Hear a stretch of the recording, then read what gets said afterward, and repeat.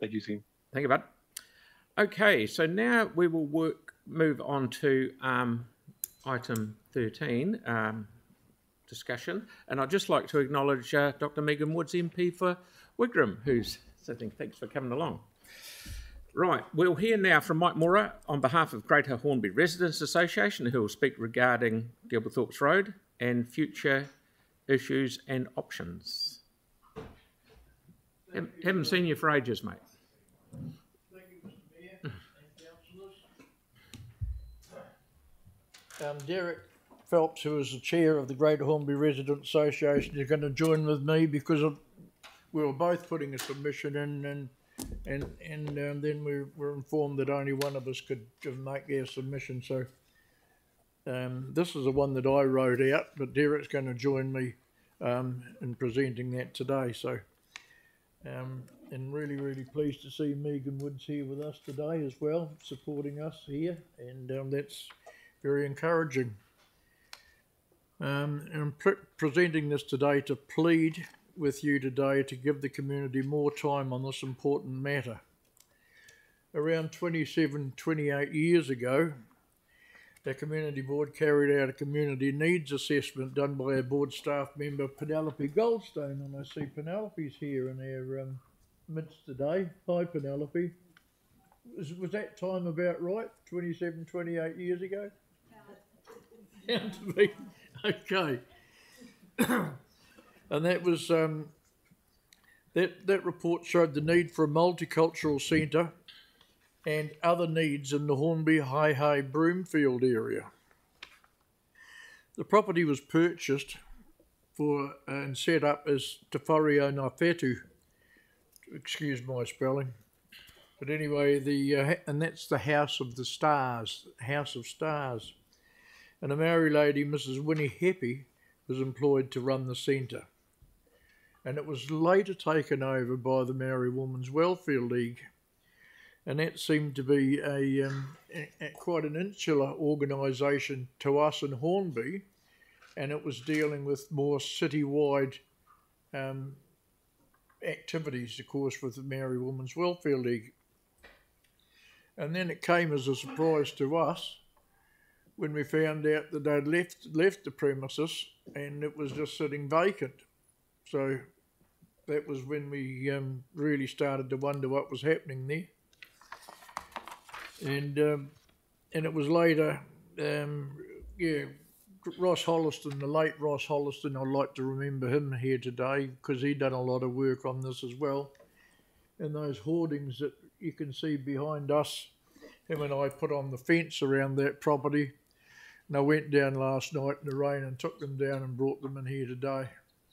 So thanks, Ross, for the work that you've done on that to try and save this area for our community. You agree with me, Derek? I certainly do. I mean, we all remember Ross, who passed away earlier this year, and who done a lot of work towards this, and very passionate man, as you all know. Thank you.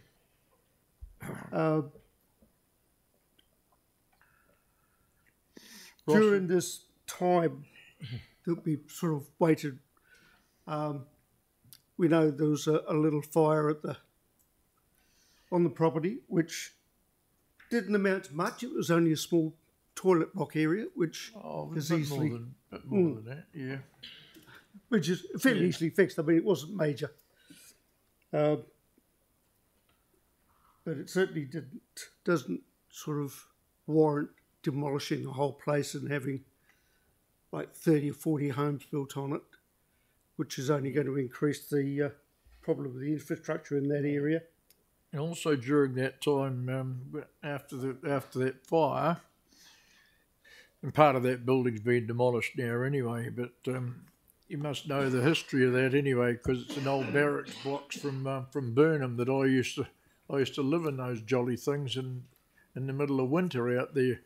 But anyway, that was they were put there, and we've also when we found out and were hoping there were some buildings being demolished in the Hornby area, And Ross Holliston and I spoke to the demolition contractors, and we retrieved some heat pumps and equipment from there for this site, because the heat pumps had been stolen by somebody else from the 151153 Gilberthorpe Road. So anyway, that was something that that Ross was quite passionate about anyway.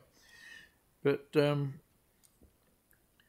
at this point, Derek, we're looking at not selling it at this point in time, and we must look into the growing needs of the area. In the last 15 to 20 years, it has grown since that property was bought in the first place. It's grown, and the needs are growing more and more and more at this point in time.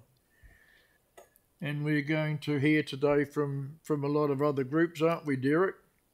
That is true. I mean, we've had groups talking to us that would like to use it, such as Hornby Men's Shed, Yes. Granny's Food Runs, the Philippines Church, and some other churches would also like to use the property. Gilberthorpe School would like to use part of it at times. Tongan Youth Trust, as you all know, has had interest in it. GHRA would also move into an office there, have storage space, and use its facilities quite regularly. Hornby Toy Library would like to move its premises from the old Sockburn school site, where it has been for a long time, to the 151153 property. Also talking to Kerry Ewing this morning, who says that with their longitudinal care programs, that they need to have a satellite centre.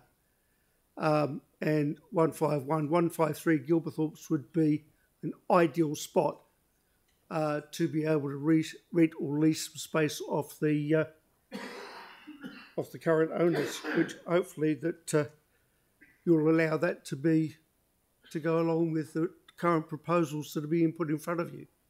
Okay, how are we going, gentlemen?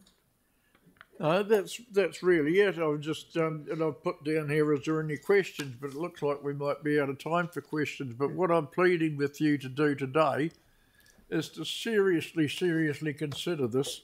It's not going to be sold at all, as far as we're concerned, because there is needs for it. So I hope you listen to the other presenters on this as well. Thank you very much for the opportunity to come and plead with you today. Thank you. Thanks for Sounding coming. it would be a short-term solution to a long-term problem. Okay, thank you very much. Thank you. Okay, so now we've got Kerry Ewing.